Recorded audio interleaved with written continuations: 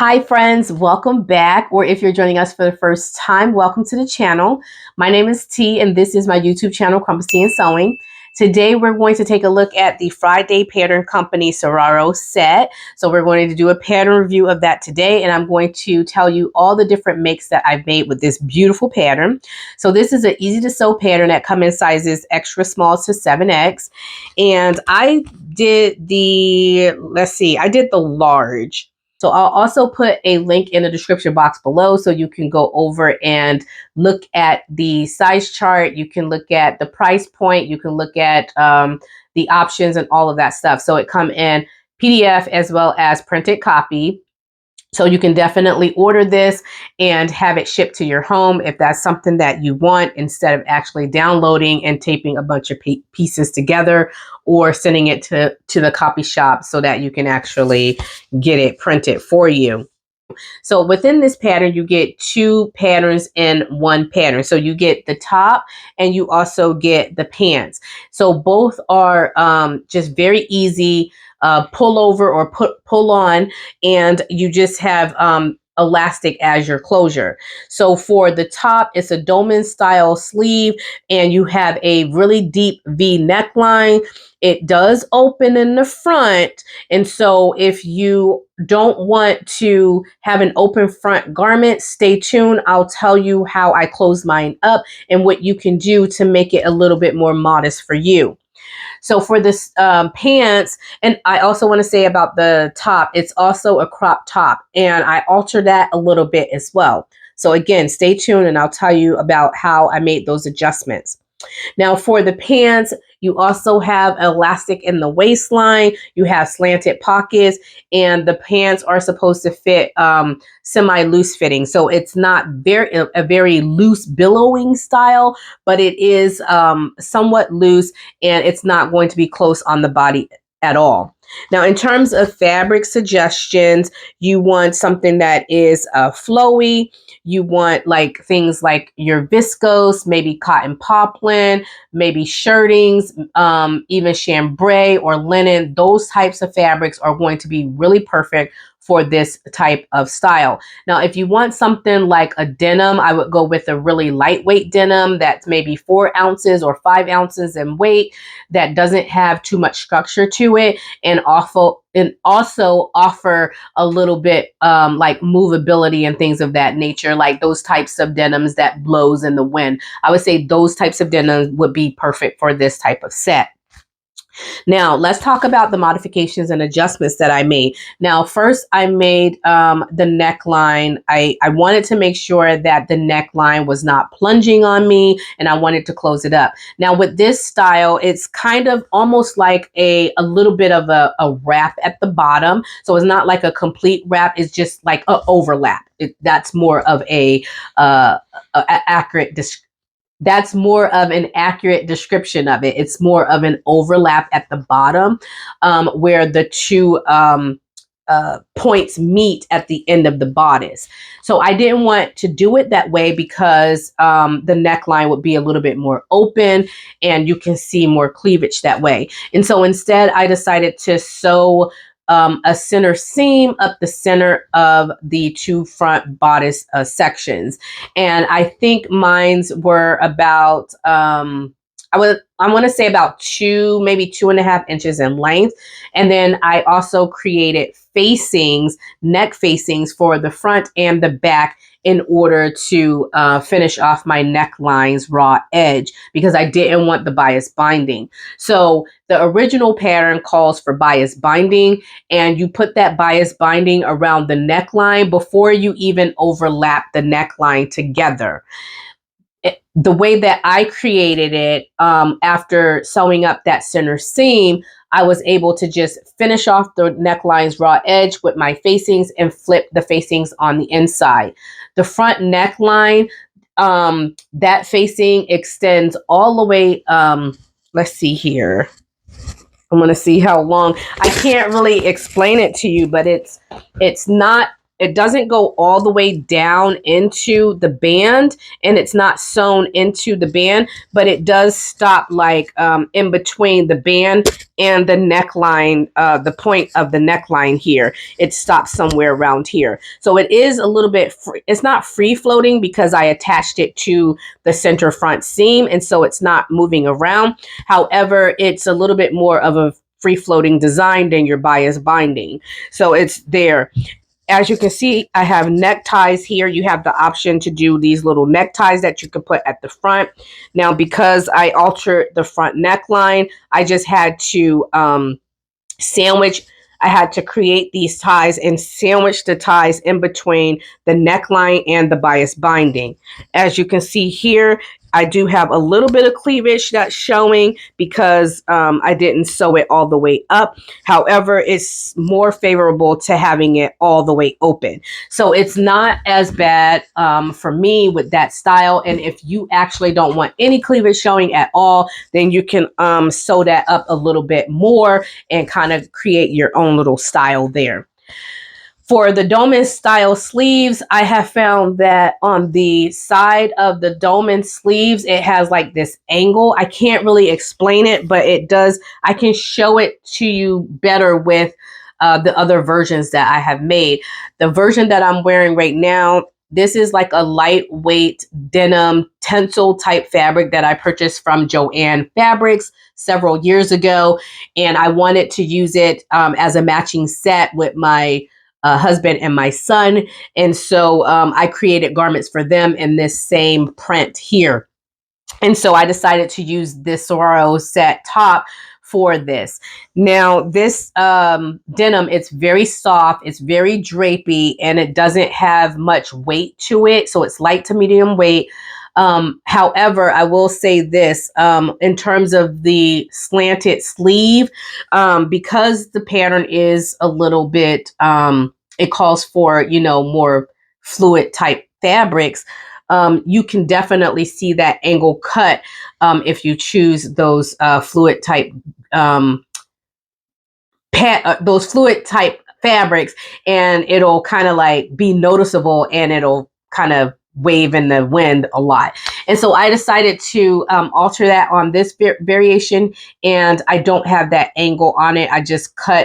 I modified the sleeve so that it's not angled the way that you see here. So if you look on the pattern's cover, you can even see with the models, it's angled quite differently than how I have it on mine. So that's basically the only change I've made to this particular garment. And then in terms of the neckline, I did that with all the garments.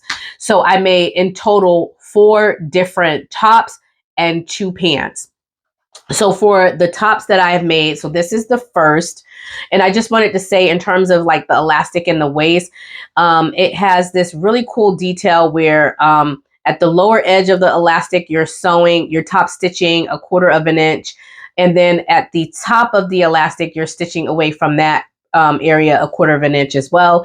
And so you have this really cool, unique design where it looks like it's been not double stitched, but just it's hard to explain, but I'll put pictures here so you can see what it looks like. But I really do like that design of it, and it's really fun. And you do the same thing with your elastic band for your pants as well. Now let's talk about the different variations I've made. So this first variation, tencel denim, really lightweight tencel denim fabric from Joann. I used another viscose fabric from Joann that is so gorgeous, and it was intended to be my Juneteenth make, but I was just like slow sewing this year. It's just been so hot, and it's just been really cumbersome to do a whole bunch of sewing and videos and things of that nature. And so I didn't really get that post out soon enough so that you can see it.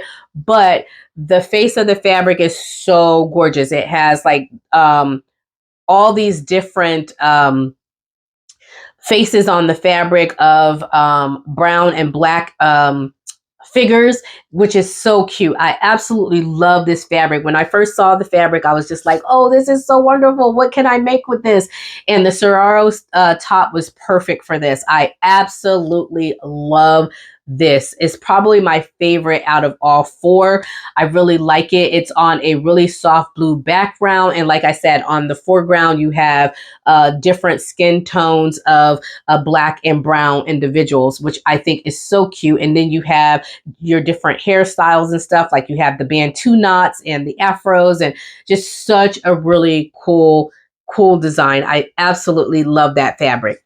Now, the very first top that I made with the Saguaro set is with this fabric that was sponsored to me by Minerva. So it was a remnant that was left over from the Montana dress that I made. And if you're not familiar with that pattern or the dress that I made and what I'm referencing, I'll put a link in the description box below. You could go over and watch that video and put a couple of images here so you can see what the Montana dress looks like.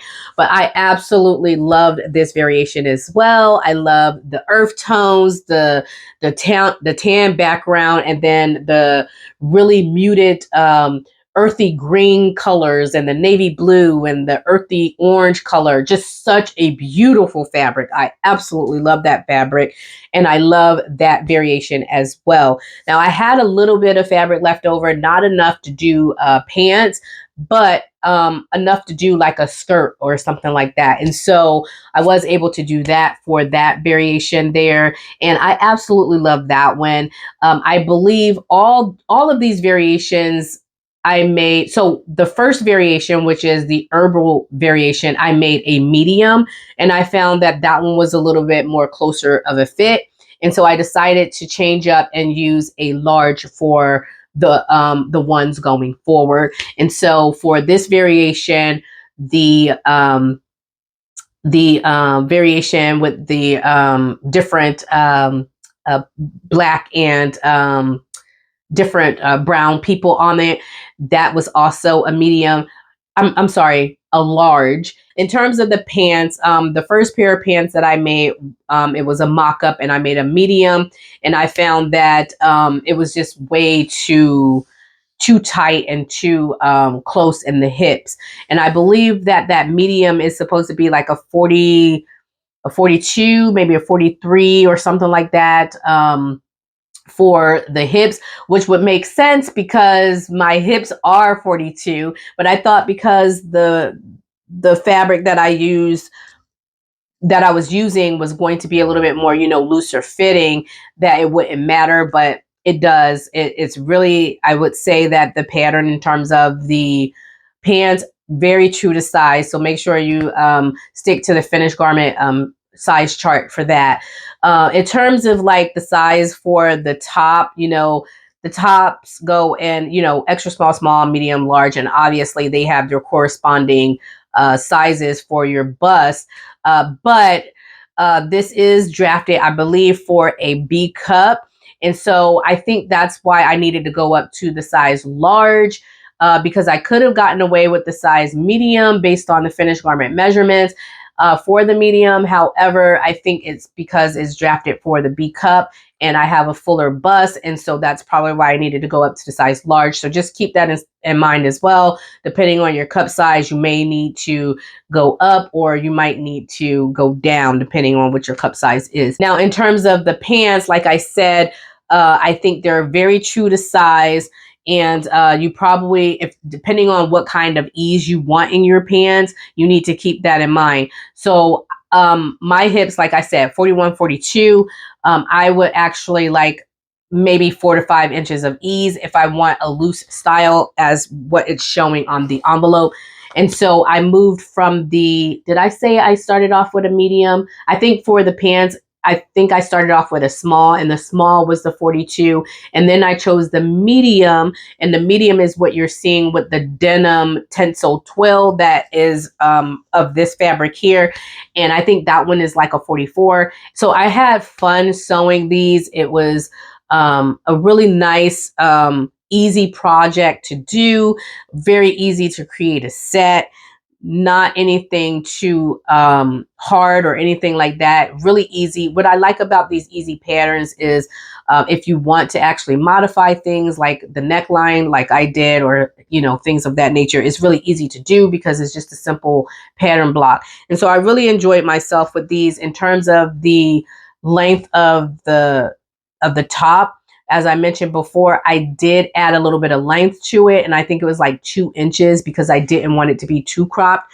So I will let you know, you will need to add length. This is a true crop. You will need to add length if you want to get it similar to what you're seeing in my photos. You will need to add length to it if you're short in the waist and you're short like me. So just keep that in mind, based on my size, based on you know, my body type and where I'm short at. It just depends.